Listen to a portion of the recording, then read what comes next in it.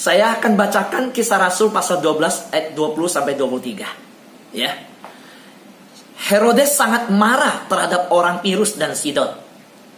Atas persetujuan bersama, mereka pergi, ya, orang Tirus dan Sidon pergi menghadap Herodes. Mereka berhasil membujuk Blastus, pegawai istana raja, ke pihak mereka. Lalu mereka memohon perdamaian karena negeri mereka ya beroleh bahan makanan dari wilayah raja. Ayat 21 ya, Kisah Rasul pasal 12 ya. Saudara boleh buka bersama saya, ikutin. Kisah ayat 21. Dan pada suatu hari yang ditentukan, Herodes mengenakan pakaian kerajaan, lalu duduk di atas tahta dan berpidato kepada mereka, dan rakyatnya bersorak membalasnya. Ini suara Allah dan bukan suara manusia.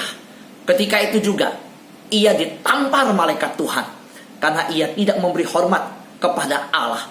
Ia mati dimakan cacing-cacing. Saudara yang terkasih dalam Tuhan, Allah menantang orang yang sombong. Saudara, kematian Herodes yang digambarkan di Perjanjian Baru dituliskan Kisah Rasul pasal 21 adalah sebuah kematian yang menekankan bahwa tangan Allah lah yang berperan dalam tindakan tersebut. Saudaraku, Herodes ditampar malaikat Tuhan. Dikatakan mati dimakan cacing-cacing karena tidak menaruh hormat kepada Tuhan. Nah, Herodes ini ya, kalau kita perhatikan di dalam sejarah, dia raja yang kejam. Saudara masih ingat kepala Yohanes Pembaptis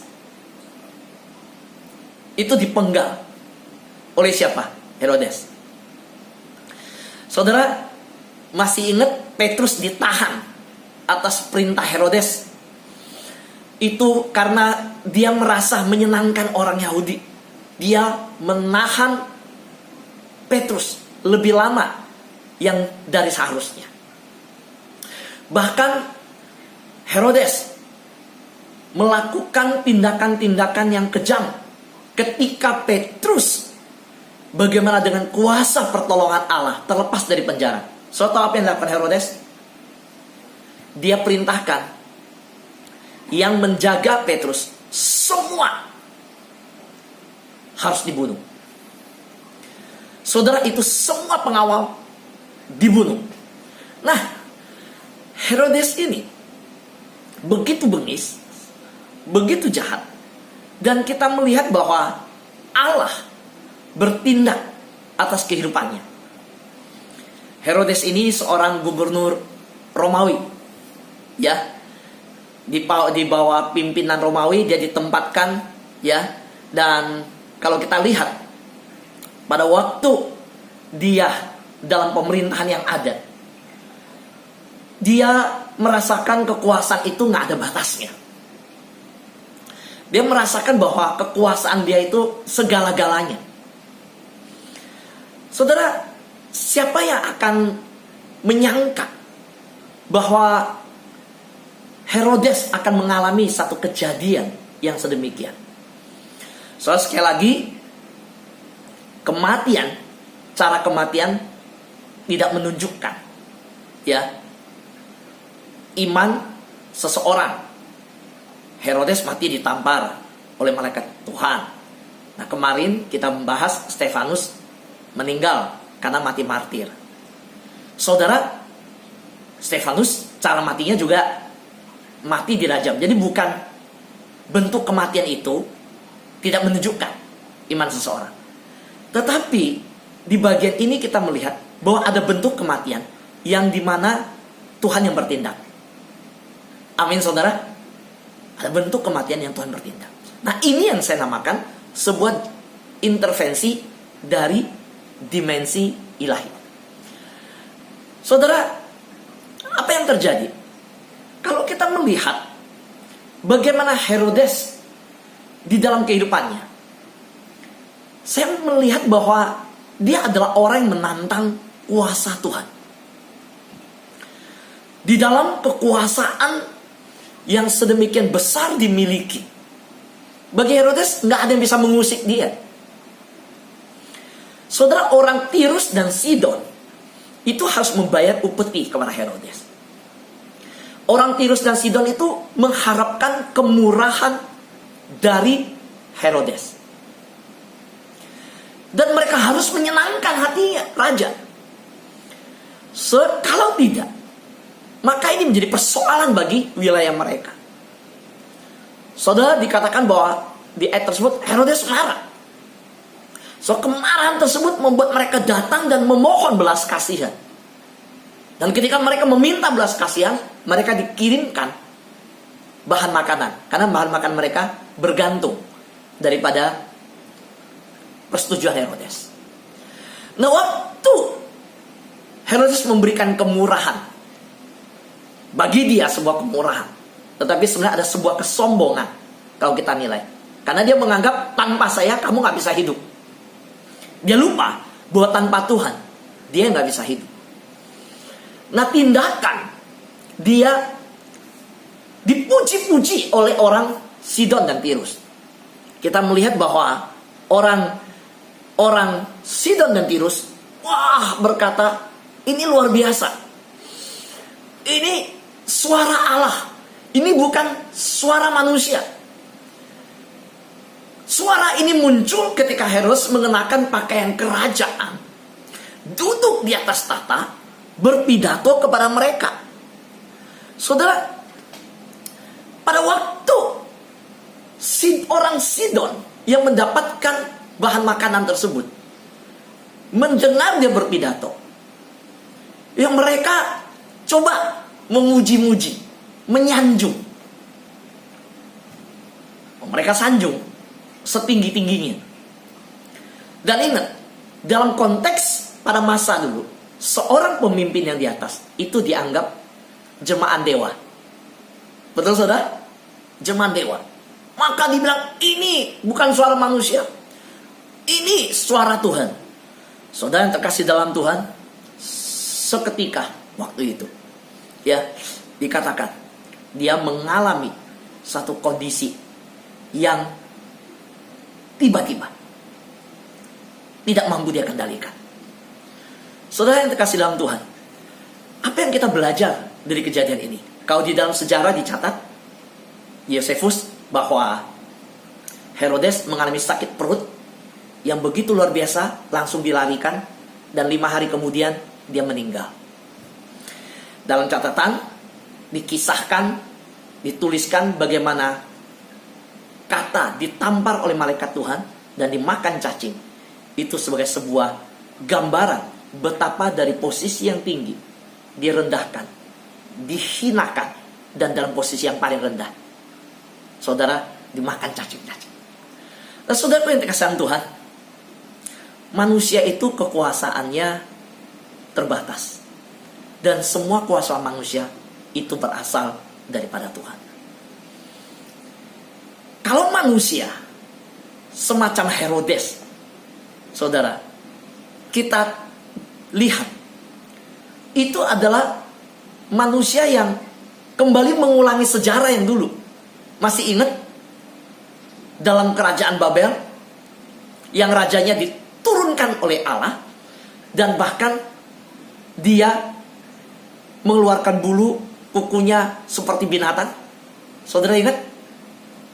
Ya, pada saat kapan? Ketika dia berjalan di istananya, dia menyombongkan diri. Saudara yang dikasihi Tuhan, kesombongan manusia itu adalah sebuah tantangan di mata ilahi. Karena bagi orang demikian, firman Tuhan berkata, Allah menantang orang yang sombong. Soalnya akhir kehidupan Herodes adalah akhir dari sebuah kehidupan seorang diktator. Karena itu, kalau kita melihat seluruh sejarah di dalam Alkitab membuktikan tidak ada raja, tidak ada pemimpin yang bisa menantang kekuasaan Tuhan. Saudara, Firaun dengan begitu gagahnya diberikan kesempatan melihat tulah demi tulah. Dia merasa dia diktator yang gak mungkin dilawan. Dia menjalankan kekuasaannya dengan tangan besi. Orang Israel ditekan, disuruh kerja paksa. Tapi apa yang terjadi, saudara? Kediktatorannya tidak bisa ditunjukkan dia untuk melawan kekuasaan yang dari tempat tinggi. Saudara, kekuasaannya tetap tunduk pada kekuasaan yang di atas. Nah, hari ini kita melihat siapa sih yang kebal sama penyakit COVID? Nggak kenal tuh, saudara. COVID itu orang miskin, orang kaya.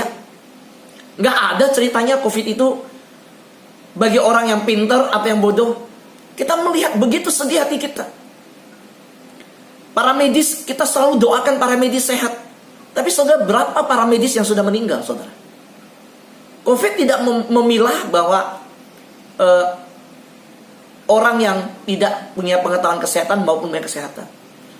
Jadi kita manusia itu sebenarnya dengan kejadian COVID ini digambarkan kita begitu rapuh sebenarnya. Amin, saudara? Begitu rapuh. COVID gak kenal tuh.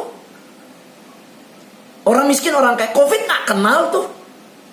Namanya rakyat biasa dengan pemimpin. Rakyat dibedakan dengan camat, dengan lurah, dengan gubernur. Oh, yang bisa kena cuma rakyat. Gubernur gak bisa kena. Oh, kena, saudara. Perdana Menteri juga kena bisa. Betul, saudara? Iya. Nah, saudara, maka kekuasaan kita, kalau kita lihat bahwa sehebat apapun kita, seluar biasa apapun kita, semua akan berakhir. Ingat, raja yang punya kuasa, Herodes yang begitu luar biasa. Tuhan bilang, hari ini engkau berakhir. Berakhir, saudara. Saudara, apa yang kita baca di dalam Kisah Rasul ini juga menggambarkan keterbatasan kuasa penguasa. Saya ulangi, keterbatasan kuasa seorang penguasa. Saya boleh ikutin dengan saya? Coba ngomong. Ini satu rangkaian kata yang kita coba. Ini indah ya. Keterbatasan kuasa penguasa. 1, 2, 3. Keterbatasan kuasa penguasa. So, nggak ada penguasa yang mendudukkan dirinya, berani-beraninya seolah-olah nggak kesentuh oleh apapun. Oh, bisa nggak kesentuh sama hukum. Bisa bawa pengacara 30-50, kalau dipanggil polisi, datang ke kantor polisi bawa pengacara banyak. Silakan, saudara. Bisa kekuasaan ketika di pengadilan, masa dibawa 2000, hakim takut jalankan pengadilan. Tapi di hadapan Allah, pengadilan Allah, pengadilan paling adil. Engkau mau bawa masa, engkau mau pengikutnya 1 juta, 2 juta, berapa banyak pun, kalau tangan Allah memutuskan, ketika diketuk keputusan Tuhan, maka hari itu juga 1 menit pun umur gak bisa diperpanjang. Amin. Tuhan bilang selesai. Maka saudara, apa yang kita pelajari dari kehidupan Herodes pagi hari ini? Seorang yang begitu menggemparkan murid-murid Yohanes Pembaptis. Saya bayangkan di situasi saat itu ketika begitu luar biasanya orang-orang memberi diri dibaptis, orang-orang dilayani. Yohanes Pembaptis mengecam orang-orang berdosa, murid-muridnya bertambah begitu banyak, saudara. Tapi saudara, Herodes kirim prajurit, tangkap Yohanes Pembaptis, penjarakan Yohanes Pembaptis. Nggak ada takutnya tuh Herodes. Tuhan pun dia nggak takut. Kamu bilang ini dari Tuhan, buktinya saya bisa penggal kepalanya. Dipenggal kepalanya, saudara. So setelah dia memenggal kepala Yohanes, siapa yang nggak takut? Semua gentar, saudara. Tapi saudara, dalam kesombongan,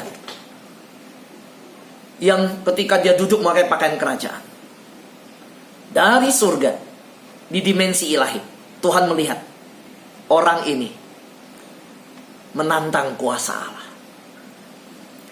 Tuhan melihat orang ini diktator yang berpikir hidupnya itu di tangan dia. Seenaknya dia ambil nyawa orang lain, dia pikir dia yang berkuasa atas nyawa. Dia tidak sadar bahwa Tuhan berkuasa atas nyawa dia. Saudara, Tuhan, dia merasa bahwa kuasa yang gak terbatas. Kepala siapapun bisa saya penggal. Saudara, kita tahu bahwa di Sigi Kejadian, teroris penggal kepala orang. Tapi saudara tahu apa yang terjadi dalam kisah Herodes? Tuhan bilang, Herodes, kuasamu hari ini berhenti. Engkau terbatas. Itulah keterbatasan seorang penguasa. Saudara yang terkasih dalam Tuhan, hari ini kita melayani Tuhan di atas segala Tuhan, Raja di atas segala Raja, penguasa di atas segala penguasa. Kekuatan saudara dan saya bukan terletak di jabatan yang dunia ini taruhkan di pundak kita. Oh, kita ada bintangnya. Oh, di belakang kita ada jenderalnya. Oh, yang backup kita mantan pemimpin. Oh, yang orang yang membiayai kita, orang kaya yang uangnya gak berseri. Lalu kita berteriak-teriak. Kita begitu berani. Saudara, jangan sombong. Nah, kita berfirman, orang sombong, lawannya itu bukan orang lain. Lawannya langsung berhadapan dengan Allah. Amin, saudara. Allah langsung lawan. Jadi hari ini, para pelayan Tuhan, para pendoa, anak-anak Tuhan semua, dengar baik-baik. Kita adalah orang-orang yang melayani bukan manusia, tapi Tuhan di atas segala Tuhan, Raja di atas segala Raja. Yang di bulan Desember ini kita rayakan sama-sama kelahiran Raja di atas segala Raja itu, Tuhan di atas segala Tuhan. Saudara, identitas kita di dalam Tuhan, yang mengendalikan hidup kita itu Tuhan. Saya nggak tahu pergumulan kita dengan jelas apa. Mungkin kita ada yang selesai studi nggak dapat pekerjaan. Ada yang sedang bekerja, pekerjaan terancam PHK. Ada yang sedang rumah tangga menghadapi masalah. Ada yang pergumulan sakit penyakit. Ada banyak pergumulan-pergumulan yang dihadapi hari ini. Ketika mendengarkan firman Tuhan, firman Tuhan hari ini berkata bahwa seperti manusia yang terbatas kekuatannya, demikianlah manusia harusnya mengandalkan kekuatan yang gak terbatas. Amin. Mengandalkan yang tak kelihatan, yang kekal itu. Saudara, kita mau berupaya, mau berusaha dengan segala kekuatan kemampuan kita, tidak akan mampu membuka yang Tuhan tutup. Kalau Tuhan tutup, pasti tertutup. Tapi kalau Tuhan buka, gak ada yang bisa tutup. Amin. Soalnya berkata, Tuhan, hidup saya begitu berat. Hidup saya mengalami masalah begitu berat sejak COVID pandemi. Bisnis saya gak jalan, online saya gak jalan. Saudara berkata, usaha saya gak jalan, pekerjaan saya gak jalan, rumah tangga saya seret, bahkan dapur saya gak ngebul asapnya. Saudara bergumul begitu luar biasa. Saudara, saya hanya bisa berkata, hari-hari inilah kita datang mencari pertolongan di atas segala-galanya. Saudara, kita mencari tangan yang berkuasa mengendalikan dunia ini. Yang mengendalikan dunia bukan COVID. Yang mengendalikan dunia tetap tangan Tuhan. Karena itu, jangan khawatir, jangan takut, jangan cemas.